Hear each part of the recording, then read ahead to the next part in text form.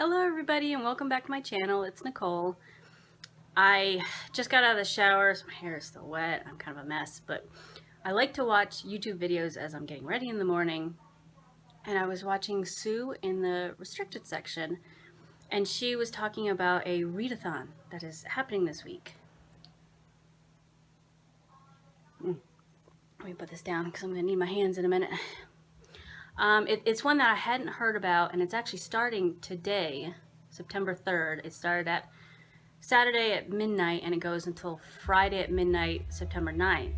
So, a little late to the game. Usually I like to plan this ahead of time, but it just sounded like such a cool idea, and I thought I would give it a try.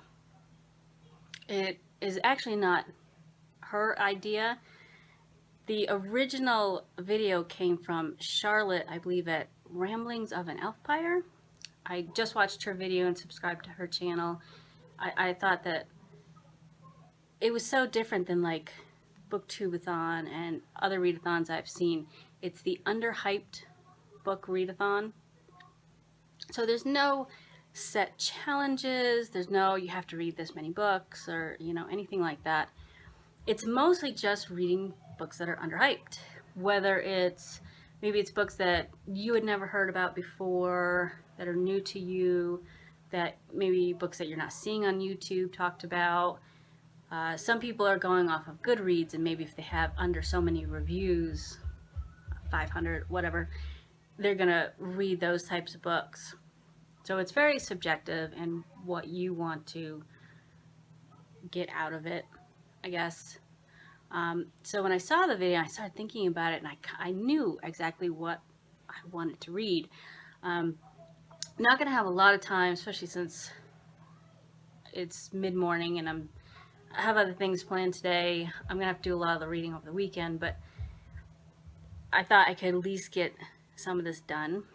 But I was at the library recently. Of course, I'm always at the library, but and I found this book, and I bet a lot of people have never heard of it, but it's called Fuzzy Nation by John Scalzi, I don't know. And I saw this, and I'm like, Fuzzy Nation. I was like, there's a series called that from a long time ago.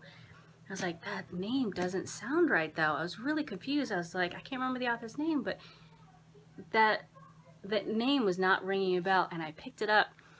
And this is actually not the books that I had read when I was a kid. When I was a kid, I went to, I remember going to a garage sale, and we were always getting books at garage sales when I was a kid. That was like the thing to do. We always went to garage sales, and that's what I was always looking for. And I picked up these books. It's Little Fuzzy Sapiens, Fuzzies and Other People, and the author is H. Beam Piper, which I'm pretty sure these are the only books he's ever written, but don't take my word on that. The first two were written in the 60s. The last one, I believe, was in the 80s. Yeah, it was in 1984. And I picked them up probably not long after that. But, they were used books. They're very well worn. I've read them several times. I picked them up because I thought the covers were cute, and I thought they were kids' books, and they're actually adult books. Not too adult, though. I was able to read them fine, and I've reread them a couple times, and I really, really enjoy this series. It was very unexpected. It was so much better than I thought it would be, and even with each reread as I got older, I still really enjoyed them. It's about this government in the future. They find this, what they think is an uninhabited planet, and they decide to kind of exploit that. They want to go in and take the resources, and they don't care about destroying the planet because they think there's no people living there. There's one man who ends up going there like on I think a scouting mission, to begin with by himself. He ends up finding these, what he at first he thinks is just these group of animals. They look like animals, but he ends up finding out that they are actually sentient beings, and then he is trying to prove that, to allow them to stake their claim on, you know, this is their planet, and these other people have no right to come in and just destroy it and take what they want because it doesn't belong to them. There's actually a group of people that are not like us, but they are still a race within themselves that are intelligent and compassionate, and you know, they deserve to be treated that way, and they deserve to have their planet. I'm not sure if I'm really describing it well. It's been a long time since I've read them. So when I picked up this book at the library and then found out that it's kind of a retelling of H.B. Piper's books, I thought, oh, I've kept these other books, but I have not read them probably since I was a teenager, and I figure I kind of want to reread them. And I was thinking I'm going to reread them and then read this and see what I think. This book, it's kind of funny, when I went on Goodreads, there's a lot more ratings and reviews for this book, and a lot of people asking, oh, is there going to be more in this series? Because I'm not sure if this book is supposed to kind of take the place of all three of these books. I'll have to read it and see.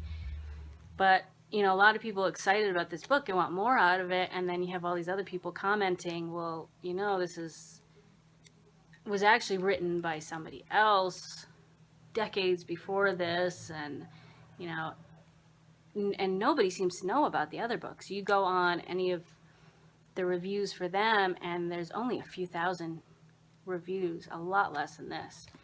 So that doesn't necessarily mean that this is written better. It's a better story, you know, a better author. Just that this was written in 2011, so it's a lot more recent. He's written a lot of other books that people know. He's somewhat of a well-known author himself, so that might be part of it. And there's actually like a little author's note in here that I will read to you, and then this is just the idea behind why he decided to write this reboot of the series. Fuzzy Nation is a reimagining of the story and events in Little Fuzzy. Okay, so I guess it is just the first book, not the whole series. The 1962 Hugo-nominated novel by H.B. Piper. Specifically, Fuzzy Nation appropriates the general story arc of Little Fuzzy, as well as characters' names, plot elements, and then entirely new elements, characters, events. So think of it as a reboot of the Fuzzy universe, not unlike the J.J. Abrams reboot of Star Trek, but hopefully with better science. That's him, not me. Because it's a reimagining rather than a sequel, you don't have to read the other novels to enjoy this one. But like I said, I really want to, because I've wanted to reread them anyway. But it's the author's sincere hope that those of you who have not read Little Fuzzy will be inspired to do so. It's a wonderful book, well worth reading. Fuzzy Nation is not intended to supplant or improve upon Little Fuzzy, which would be impossible to do. It's simply a variation on the story, events, characters established by Piper a half-century ago. So I really, really think that this is an awesome idea. I don't think I've ever read books that were a reboot of another book or another series, but I thought that these would be perfect. I never hear people talk about them, and like I said, even on Goodreads, it seems like if people know about this new book, most of them have no idea about this series, and I think it's such a wonderful series. They're really, really small books, a little over 100 pages, 200, about 150, 200 pages. They're really, really small books.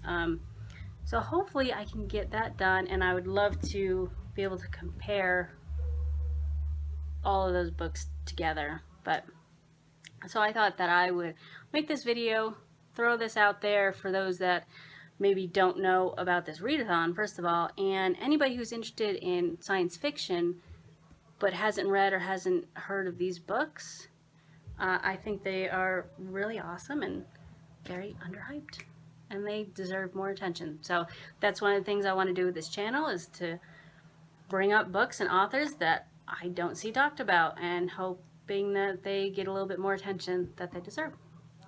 So I'm going to finish my coffee and finish getting ready, and I will see you in my next video. Thanks to all my new subscribers. I've been busy, so I've not been spending as much time on here, but I've definitely noticed this, and all the nice comments that I've been getting, and I've been trying to reply to everybody, so if I haven't replied to you, I will get to you. And I really appreciate it. It's making my day. This is going farther than I thought it would when I started this channel and Booktube-A-Thon. You know, I figure, oh, I just get, you know, a few views and maybe a couple subscribers, and maybe I'll get bored with it because I'm pretty much talking to myself. But it's done more than I thought it would, and I appreciate the support. And please leave lots of comments below, and I love hearing your comments. And you know, if you want to see more videos like this, please like and subscribe, and I'll see you soon. Bye.